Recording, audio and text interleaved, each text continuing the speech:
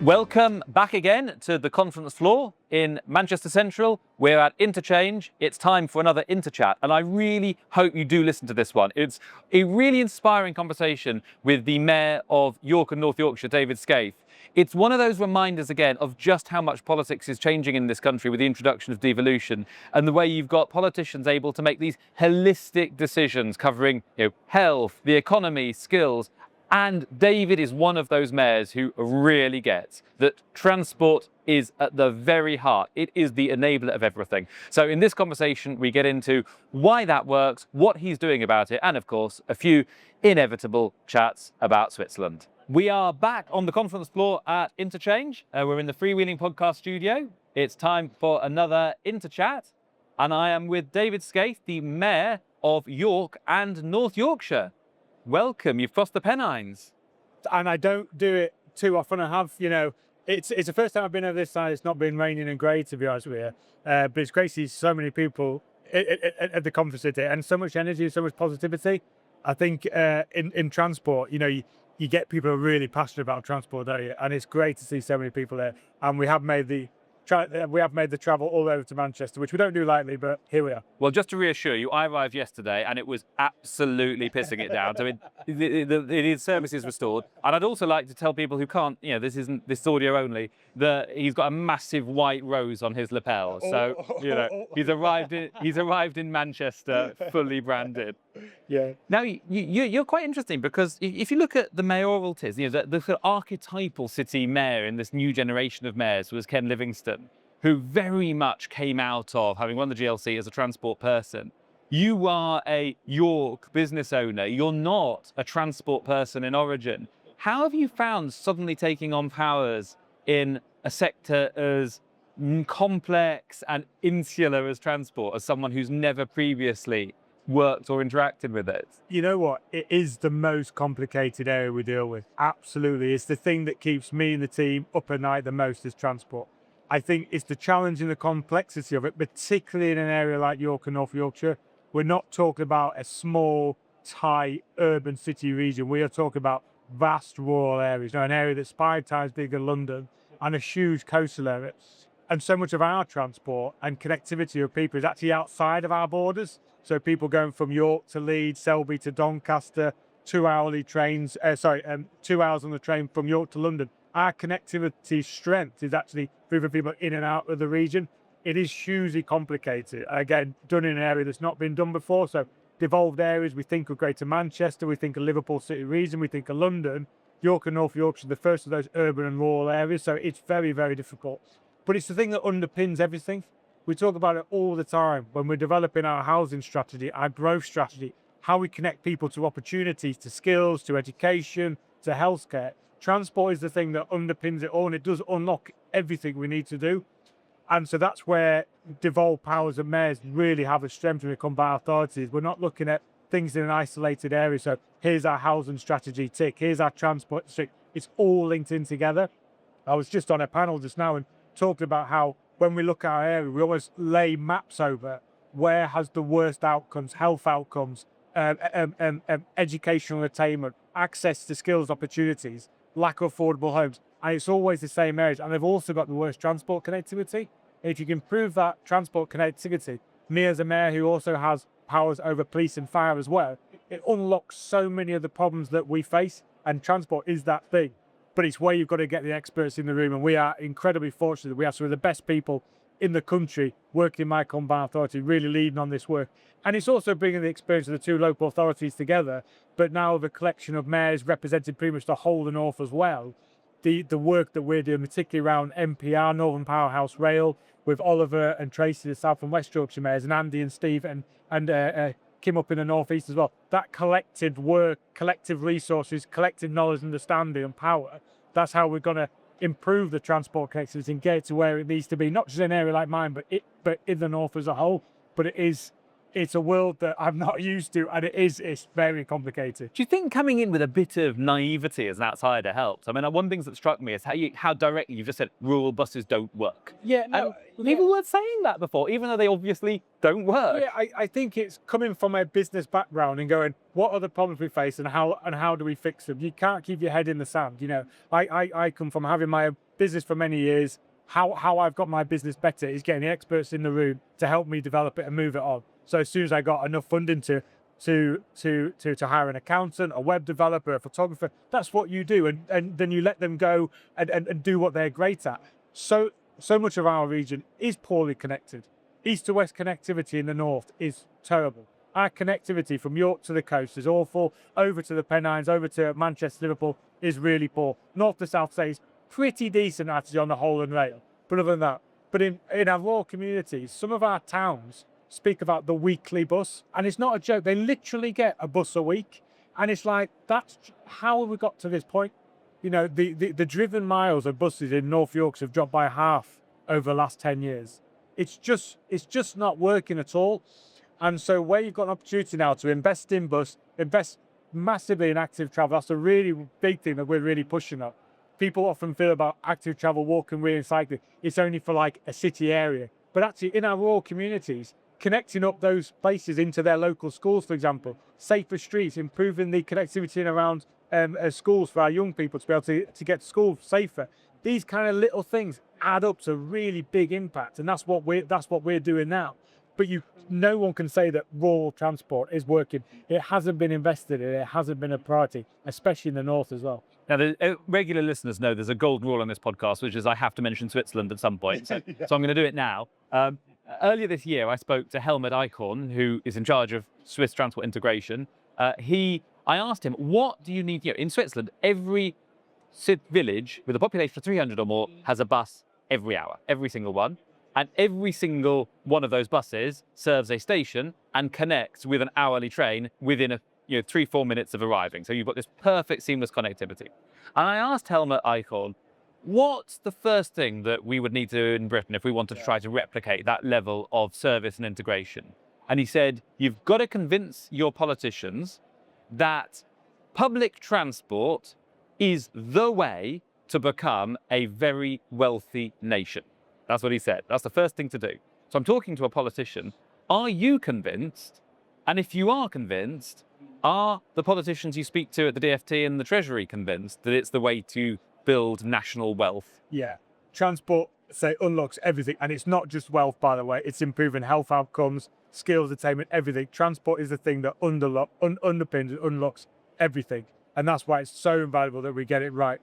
We are one of, I think, 3 regions that have been given the rural franchise pilot from DfT. We've been working close with them about how we deliver a rural franchise model that's fit for York and North Yorkshire. So we can't just lift up what's been delivered in Manchester with a B network and go stick it into York and North Yorkshire. The sums just wouldn't add up.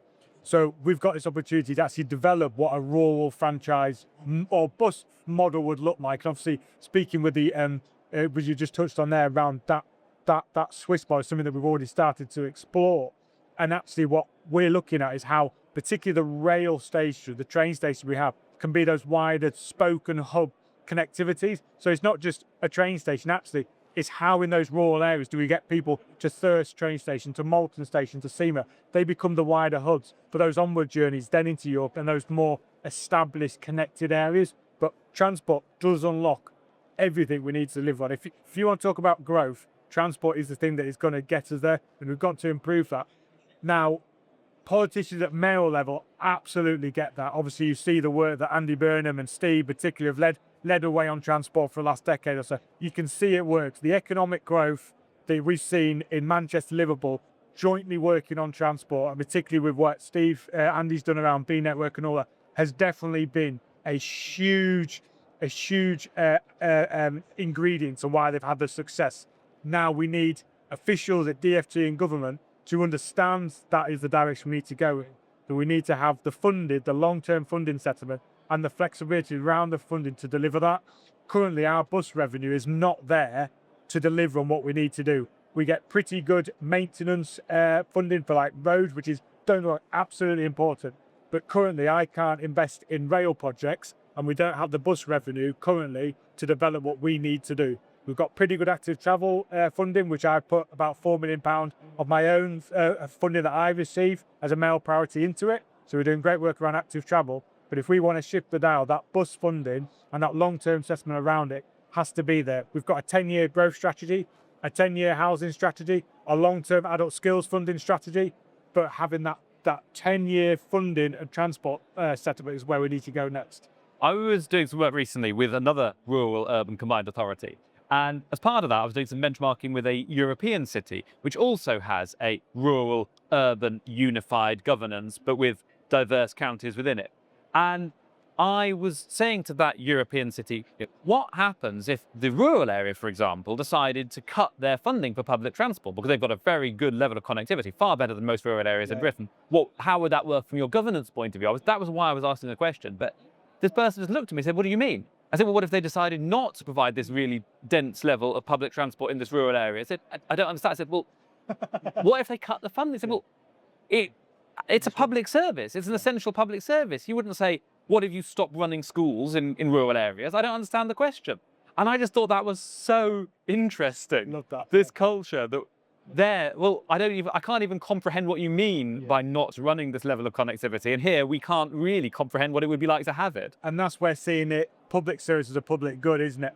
The amount of driven miles by buses in North Yorkshire has halved over the last 10 years. The priority hasn't been there to actually develop that investment into it, into that service, to make it a public service for public good, and does have that wider reach. We're too often looking at it as what's the financial return of putting on that service. Yeah, in a lot of our areas, it's not going to be fantastic.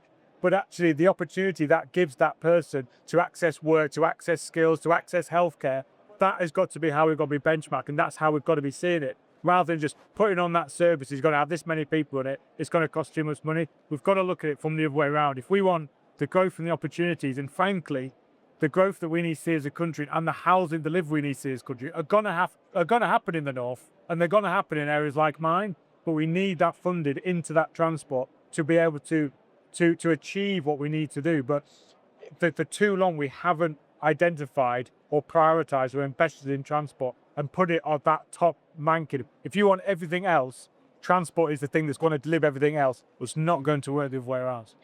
Now, one of the things I'm interested in is the fact that you're putting so much effort behind active travel, simply because as a politician, you will have seen the way active travel has in many parts of the country become slightly weirdly part of the culture wars. If you want to list the culture war topics, bikes has become one of them.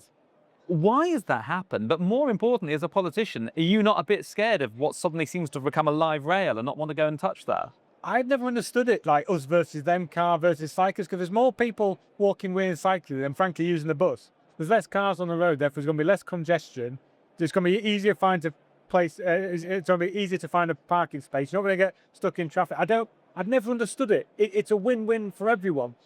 We've got a big focus on it because A is where we've got some funding and some real capabilities behind, and we've got a brilliant active travel commissioner now who's really leading the way on it. And we're also starting from a fairly low level. Both York and North Yorkshire rank very low with active travel in England, therefore their funding is geared towards that. So for us, you've got a big opportunity to really make a difference. It's also developing a plan that would work in a rural, a coastal and urban setting, and that's something I get really excited about. We kind of think of active travel and it's developed in a city, in a city, and it's easy to walk, read, and cycle around York or European cities like Ghent, which I went to visit a couple of years ago, and it's easy to move around. But as soon as you start talking about a rural area, people think, well, rural areas don't walk, read, and cycle, they all drive the car. Well, actually, the second most common mode of transport in North Yorkshire after the car is walking. Our two national parks are developing their local walking, wheeling, and cycling plan. Two of the only national parks in the country who are doing that, because they're again determined to get people moving into national parks in a much more sustainable way. They don't want cars clogging up the roads of national parks. The opportunity to particularly use schools as like the epicenter to get more people walking with cycling, so it's encouraged from a much younger age. You go to places like France and Switzerland, where I've spent quite a lot of time over the years. People just walk with and cycle everywhere. Kids are doing it from such a young age, and people think, yeah, it's great in the summer, but you're not going to cycle in the rain in the winter. Have you been to Belgium in the winter, in the trucking rain? They're all still cycling and walking. It can be done. We've just got to instill it from a much younger age. And actually, for bang for your buck, for the investment it costs, for the impact it has on the health and well-being of the nation as much as anything. That's why I really like the focus on active travel, because A, it's fun. Most people like riding a bike or walking around. It also has great health benefits as well, which is another national problem that we are facing, and we have to completely switch the direction of how we're looking at NHS and do much more of that preventative work, and being more active is a great way to combat that. But when you've got limited funding to improve in active travel, that's where you can make that really big impact. Because to put in crossings, to put in new systems and structures around improving that, it's far cheaper than investing in a whole new rail network that could take also decades to implement as well. And this is what I always find. Every single time I have a conversation with one of the new generation of metro or combined authority mayors, this is what I always find so exciting. It's the fact that you have these conversations that take one policy area and connect it to another. And that's something you have a conversation with a civil servant in Whitehall or a politician nationally, and it never seems to happen. They're so focused on one silo. And it feels like this is a really exciting potential new way of doing governance in this country. It's the big advantage of devolution, absolutely. Funding is great, power's great, absolutely. But it's that working across departments. Instead of having, a housing strategy and then a transport strategy and a skills strategy and government being in complete silos like they have been forever, we have an opportunity to basically take down those silos and actually have that wider strategy of the region. How our transport, our housing, our skills, our health, say I'm also in charge of the police and fire as well, how preventative crime works, preventative fire, all this all comes into this great big melting pot. And actually then you can start shifting the dial on the problems we're facing. There's not one silver bullet that's gonna change the problems we have around affordable of housing, for example. Yes, we can build more, but you've still got to get people from that affordable home to a place of work. And again, transport comes into it. It's all integrated, it's all linked in. So rather than developing a strategy, then it going to the next phase of government and it hitting a block and someone say, oh no, that doesn't fit our agenda. As mayors and devolved areas and having a wider funding pot and a wider spread of powers means we can look over the whole piece and go, actually, right, here we are, we've got a house developments coming on here, maybe 5,000 homes, right, affordable homes, absolutely tick. What's the transport connectivity into that place? Tick. What's the skills opportunity? Tick. What's the health outcomes? All those, you put it all together, and that's how you're going to change the problems that we're facing. Just keeping things in silos, you're just going to continue on the same route we are. It hasn't been working. Fantastic, so inspiring. David Skaith, Mayor of York and North York, thank you so much for joining me for this Interchat on the Freewheeling Podcast. Thanks for having me, it's lovely to meet you. Thank you so much for listening to this Interchat from the conference floor at Manchester Interchange Conference, which happens every March, and I really hope you will be there in person next year and we can have a chat there and then. If you enjoyed that conversation with David Skaith, the Mayor of York and North Yorkshire, do go on to Spotify or Apple or whatever you get your podcast from and give it a quick 5-star review, and even better, a comment. I will be back on Wednesday evening with the regular podcast episode, and we'll be having a few more Interchats over the course of the year.